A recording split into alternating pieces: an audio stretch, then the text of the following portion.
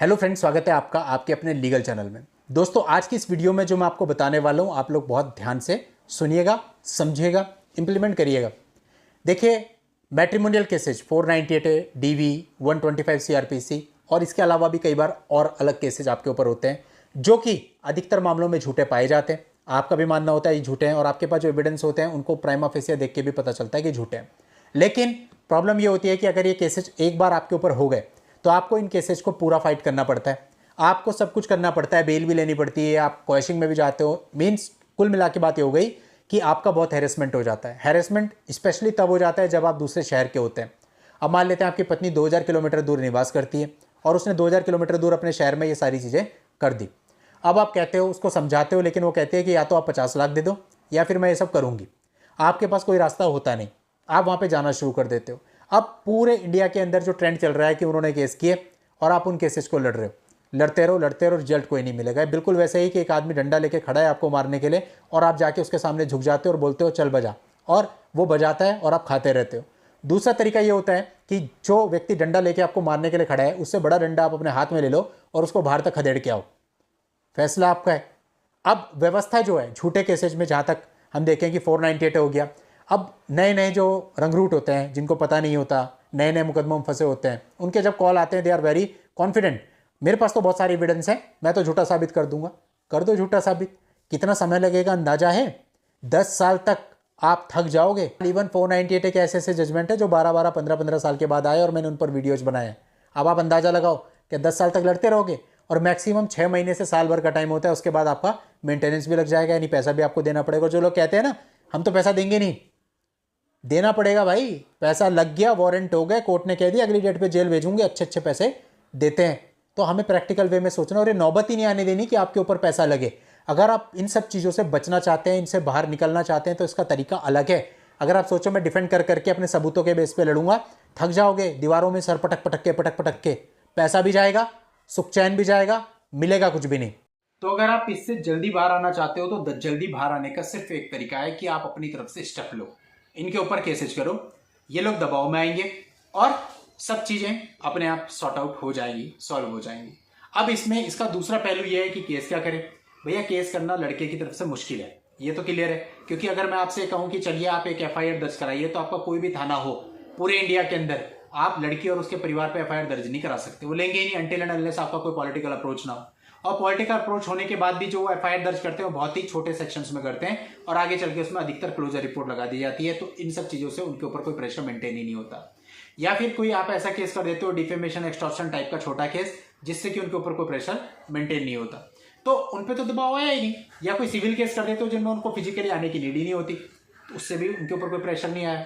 देखिए, सारा psychological game है। आपको कुछ ऐसा करना पड़ेगा कि उनके ऊपर प्रेशर आए, यानी कि उनको पता चलना चाहिए हमारे ऊपर कोई बड़ा मुकदमा दर्ज हुआ है, हमें इस पर बेल लेनी पड़ेगी, बेल नहीं मिली तो जेल जाना पड़ेगा, या जब ये मुकदमा डिसाइड होगा तो हमें जेल जाना पड़ सकता है। ये लोग बहुत कुछ करते हैं आपके साथ, आप पता नहीं क्यों खामोश बैठे रहते हैं। सबसे पहले तो छूटते सारे डीवी का केस तो बिल्कुल कर दो, अगर आपको लगता है कि ये आपके खिलाफ एफआईआर में जा रहे हैं। देखो, एक डीवी का केस अगर आप करोगे मदर की तरफ से, अधिकार तो उन्हें भी है ना, बदतमीजी तो उन्होंने आपकी मदर के साथ की ही होती है, गाली गलौच, धक्का मुक्की, पता नहीं क्या क्या कैसे कैसे शब्दों से पुकारा होता है। उनकी वीडियो रिकॉर्डिंग्स हमारे पास होते हैं, ऑडियो रिकॉर्डिंग्स हमारे पास होते हैं। किस बात की वेट कर रहे हो?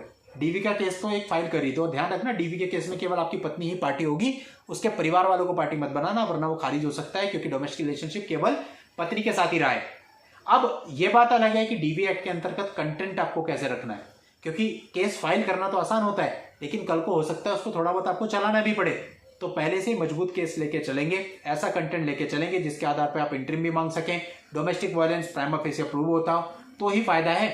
हवाई केस करने का कोई भी फायदा नहीं मिलता, उसके पीछे वर्किंग होनी चाहिए, मतलब मेरा कहने का ये है। और डीवी का केस आप एक फाइल कर देंगे इनिशियल स्टेज पे ही, तो स्टार्टिंग में महीने भर में उनको समनिंग हो जाएगी, और जब उनको समनिंग हो जाएगी तो उनके ऊपर एक बर्डन आ जाएगा कि भाई 2000 किलोमीटर दूर अब हमें भी जाना है, वहां जाके हमें भी एडवोकेट अपॉइंट करना है, वहां जाके हमें भी पैसे लगेंगे, क्योंकि इस केस में उन्हें मिला कुछ नहीं है, पैसा लगेगा।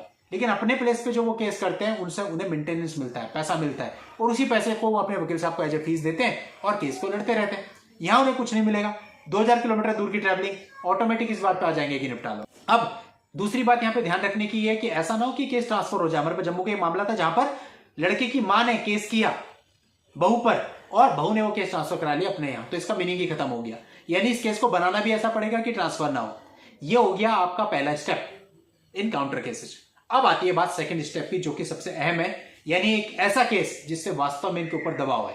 और देखिए दोस्तों, हम लोग ना बिल्कुल सच्चाई से हमें काम करना है, कोई झूठ का सहारा हमें नहीं लेना। ये लोग तो झूठ का सहारा लेते हैं, झूठे मुकदमे करते हैं, हमें नहीं करना ऐसा। हमारे पास सच्चाई में इनके खिलाफ इतना कुछ होता है कि सच्चाई से हम इनको जीत सकते हैं, हम न्याय पा सकते हैं और हम इनको इस कगार पे ला सकते हैं कि अपने झूठे केस खुद वापस लेंगे।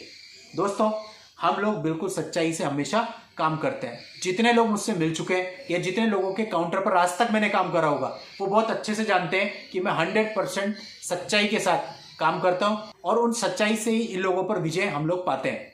तो फिर इसीलिए कानून की परिपालना करते हुए इनकी वाट लगानी है और इनको एहसास दिलाना है कि जो झूठे केस करते हैं इसका नतीजा कितना भयंकर हो सकता है। और दोस्तों, मैं आपको बता रहा हूं कि जब ये नतीजा इनको पता चलेगा, ये 10 लोगों को और बताएंगे और 10 लोग और झूठे केस करने से रुकेंगे। देखिए दोस्तों, मैं आपको बताता हूं, 2020 से ये चीज स्टार्ट हुई, आज का समय क्या आ चुका है, आज झूठे केसों पे लगाम लगी, आप माने या ना माने। बताऊं कैसे? आज हमारे पास जो कॉल आते हैं, कई बार लड़कियों के होते हैं और वो पूछती है हमसे, सर मुझे 498 करना है, या मुझे कोई सजेस्ट कर रहा है कि इसमें ये लिख दो, मैं लिखूं या ना लिखूं, कोई ऐसा तो नहीं होगा इसके बेस पे मेरे ऊपर कोई काउंटर केस हो जाएगा। ये डर नहीं तो क्या है? पहले कौन डरता था? सब ऐसे लिख देते थे कुछ भी।